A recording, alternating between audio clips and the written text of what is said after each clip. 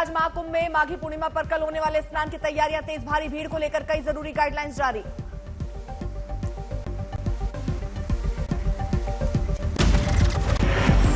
प्रयागराज में श्रद्धालुओं की बढ़ती भीड़ पर सीएम योगी ने दिए निर्देश। कहा, महाकुंभ मार्ग पर हमने न दे यातायात।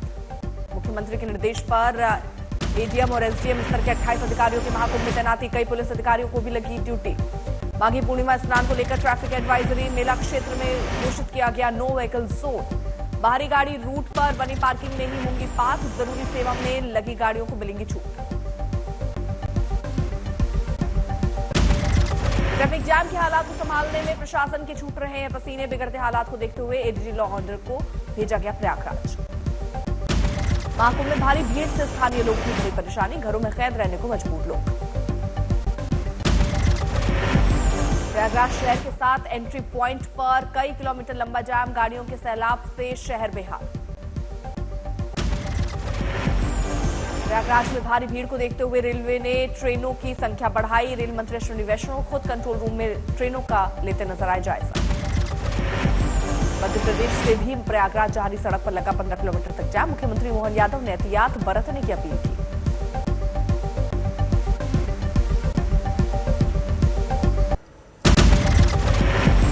कानपुर सेंट्रल पर नहीं थम रही प्रयागराज से लौट रहे यात्रियों की भीड़। कानपुर पहुंचने के बाद अपने घर तक जाने की भी चुनौती। महाकुंभ में दूर दराज से आए श्रद्धालु लगातार जाम से घंटों परेशान। स्थानीय लोग जाम में फंसे लोगों की कर रहे हैं मदद। महाकुंभ के बीच चंदौली रेलवे स्टेशन पर श्रद्धालुओं की भारी भीड़। पुलिस और रेलवे पुलिस ने मोर्चा संभाला। महाकुंभ में स्नान के लिए प्रयागराज जाने वाले स्वतंत्रता सेनानी एक्सप्रेस में भारी हंगामा। यात्रियों ने पथराव करके तोड़े एसी बोगी के शीशे। महाकुंभ में बढ़ती कारों की संख्या से लोग परेशान भी और पार्किंग फुल। रोजाना लाखों गाड़ियां पहुंच रही। जोगबनी से आनंद विहार जाने वाली ट्रेनों में भारी भीड़। महाकुंभ जाने वाले लोगों का ट्रेन पर कब्जा। वाराणसी प्रयागराज नेशनल हाईवे से मिर्जापुर जाने वाले मार्गों पर वाहनों को रोका गया। आगे जाम की वजह से लिया गया फैसला। आज तक से बातचीत में बोले, महाकुंभ पहुंचे लोग 10 से 12 किलोमीटर पैदल चलना पड़ रहा। सासाराम स्टेशन पर प्रयागराज जाने वाली ट्रेनों में भारी भीड़। ट्रेन में चढ़ने के दौरान लोग चोटिल भी हो रहे हैं। प्रयागराज महाकुंभ में अब तक 44 करोड़ 67 लाख लोग लगा चुके हैं डुबकी। आंकड़ा 50 करोड़ के पार जाने का आसार। महाकुंभ में पहुंचे श्रद्धालुओं का बाइकर्स पर आरोप। 8 किलोमीटर के लिए ले रहे हैं 800 से ज्यादा रुपए। महाकुंभ में पहुंचने में लोगों को हो रही परेशानी। कैंपों में भरे लोगों का वीडियो सोशल मीडिया पर वायरल। कुंभ में लगी ट्रैफिक के लंबे जाम पर अखिलेश यादव का सरकार पर हमला। व्यवस्था को लेकर उठाए सवाल। चित्रकूट से प्रयागराज रूट पर भी लगा भारी जाम। श्रद्धालु बोले 120 किलोमीटर दूरी तय करने में लगे 12 से 10 घंटे। दिल्ली से कोलकाता जाने वाले NH-19 पर जाम। वाहनों के रॉन्ग साइड में चलने से परेशानी। प्रधानमंत्री मोदी के फ्रांस दौरे पर आज दूसरा दिन। पेरिस के एलसी पैलेस में रात्रि भोज पर फ्रांसीसी राष्ट्रपति ने किया प्रधानमंत्री का गर्मजोशी से स्वागत। मिलते ही गले मिले दोनों नेता। अपने जोरदार स्वागत पर बोले प्रधानमंत्री। कहा, सर्द मौसम में भी भारतीयों का कम नहीं हुआ प्यार। भारतीय समुदाय पर जताया गर्व। एआई सम्मेलन के बाद मैक्रॉन के साथ द्विपक्षीय वार्ता करेंगे प्रधानमंत्री मोदी। सामरिक और रणनीतिक सहयोग के कई समझौते पर हो सकते हैं हस्ताक्षर। पेरिस में बड़ी बैठक से पहले प्रधानमंत्री मोदी का बड़ा संदेश। ऊर्जा क्षेत्र में भारत की ऊंची छलांग का संकल्प। हरियाणा के कैबिनेट मंत्री अनिल विज को पार्टी ने भेजा कारण बताओ नोटिस। सार्वजनिक तौर पर पार्टी के प्रदेश अध्यक्ष और सीएम के खिलाफ बयानबाजी को लेकर घमासान। दिल्ली में नए सीएम को लेकर सूत्रों के हवाले से बड़ी खबर। महिला एमएलए को बनाया जा सकता है सीएम। उप मुख्यमंत्री बनाने पर भी चल रहा है विचार। दिल्ली में सीएम पद के चेहरे को लेकर बोले गांधीनगर से बीजेपी विधायक अरविंदर सिंह लवली। शीर्ष नेतृत्व में चुना जाएगा विधायक दल का नेता। आज लोकसभा में बजट पर जवाब देंगे वित्त मंत्री निर्मला सीतारमण। शाम 5 बजे संबोधन। पश्चिम बंगाल की सीएम ममता बनर्जी के पार्टी विधायकों के साथ बैठक। अगले साल अकेले विधानसभा चुनाव लड़ने पर बात कही। मणिपुर के सीएम के इस्तीफे पर विपक्ष के नेताओं का वार। विपक्ष नेताओं का कहना है कि मणिपुर के सीएम का इस्तीफा बहुत कम या बहुत देर से लिया गया फैसला। बीजेपी मणिपुर प्रभारी समित पात्रा ने इम्फाल में पार्टी विधायकों के साथ बंद कमरे में बैठक की।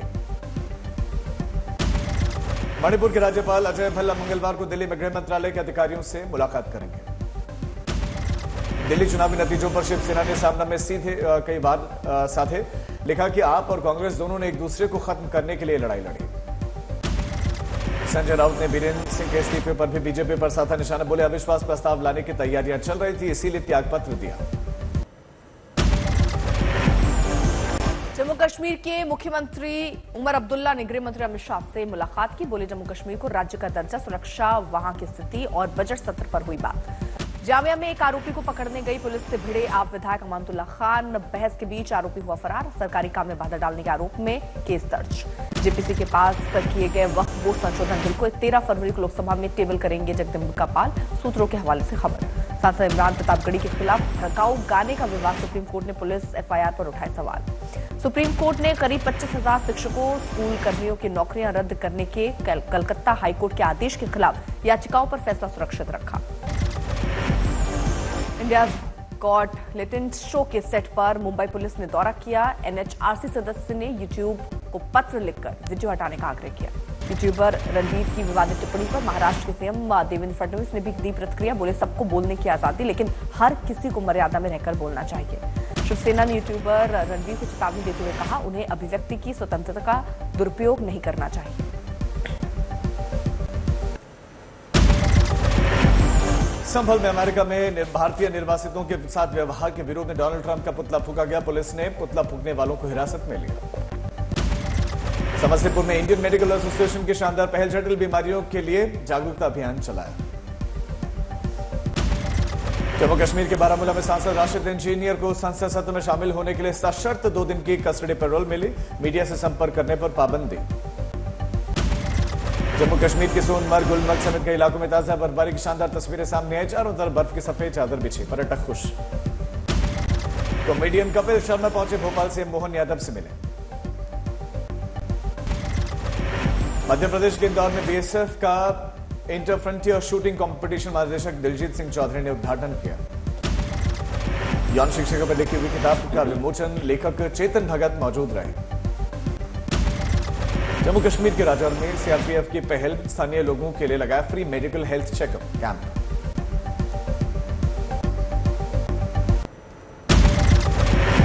भिवंडी के सुनौले इलाके में भंगार गोदाम में लगी भीषण आग। पास खड़े टेम्पो जलकर खाक। दमकल कर्मियों ने पाया आग पर काबू। महाराष्ट्र के नांदेड़ में दिन दहाड़े बदमाशों ने की फायरिंग। गोलीबारी में 2 घायल, इलाज के दौरान एक की मौत। जयपुर में लो फ्लोर बस में सांड के घुसने से अचानक अफरा तफरी मची। सांड ने की खिड़कियां तोड़ी। सांड को गुस्से में देख कंडक्टर और ड्राइवर की हवाइयां उड़ गई और दोनों बस के चालक सीट से कूदकर किसी तरह बाहर निकले। बेगूसराय में 10 साल बच्ची के साथ दुष्कर्म कर उतारा मौत के घाट। कल रात से लापता थी बच्ची। बैतूल में ठगों ने व्यापारी से 4,78,000 की ऑनलाइन ठगी की। 3 ठगों को गुजरात और राजस्थान से किया गया गिरफ्तार। छत्तीसगढ़ के बीजापुर में नक्सली मुठभेड़, सामने आई तस्वीर। सहारनपुर में उधार दिए गए पैसे वापस मांगने पर चचेरे भाई ने अपने दोस्त के साथ मिलकर चाकू से गोदकर की हत्या। पुलिस ने दोनों अभियुक्तों को गिरफ्तार किया।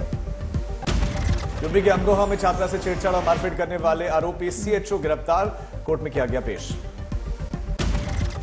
जैसे कि मैं सो रहा हूं तो पिताजी को जगाना है मुझे, तो वो डायरेक्ट उठाने के बजाय, और हिंसा की परंपरा मेरे यहाँ नहीं थी सौभाग्य से, तो वो क्या करते थे कि उस कमरे में आ जाएंगे या बाहर से गुजरेंगे और चौपाई बोलेंगे, प्रात काल उठ गए रघुनाथा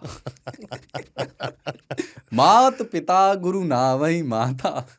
कभी कभी मैं गुस्से में उठ करके अरे पापा, चरण स्पर्श किया और सो गया। मैंने कहा अब मत उठाना।